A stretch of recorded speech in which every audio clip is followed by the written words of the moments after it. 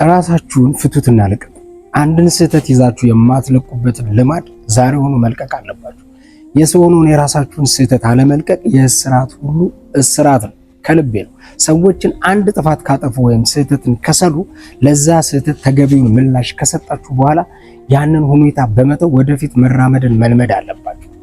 የአንድን ሰው ስህተትና ጥፋት እየደጋገሙ ማሰብ ማውጣትና ማውረድ አደገኛ የሆነ ጠንቅን ማለት ነው ወደ ራሳችሁ ህይወት ነው ይዘው የሚመጣው። ስህተቱ ሊነገረው የሚገባውን ሰው በጨዋነት ንገሩት። መታረም የሚገባውንም ሰው በቅንነት አረሙት።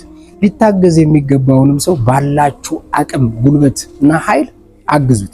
በፍጹም መታረም የማይፈልገውን መሻሻል መለወጥ የማይፈልገውንና ችግር ፈጣሪ የሆነውን ሰው ደግሞ ከህይወታችሁ አርቁት ወይም ከነሱ ህይወት ፈቀቅ በሉ።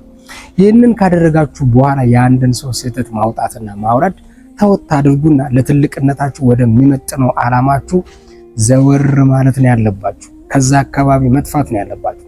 ራሳችሁን አንድ ስህተት ከሰራችሁም ሆነ ጥፋት ካጠፋችሁ በኋላ ለዛ ስህተታችሁ ተገቢውን ምላሽ በመስጠት ያንን ሁኔታ በመተው ወደፊት መሄድንም መልመድ መራመድንም መልመድ ያንን ሁኔታ መልቀቅና መተው መልመድ አለባችሁ።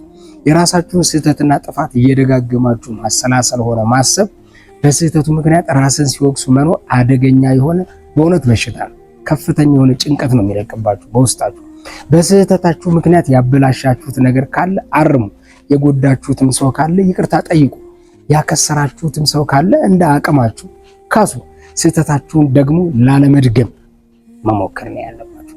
ይህንን ካደረጋችሁ በኋላ የራሳችሁን ስህተት በማውጣትና በማውረድ ሲጸጸቱ መኖርን ተወት አድርጉትና ለትልቅነታችሁ ወደሚመጥን ዓላማችሁ እና ዓለማችሁ ዘወር ማለትን መልመድ አለባችሁ።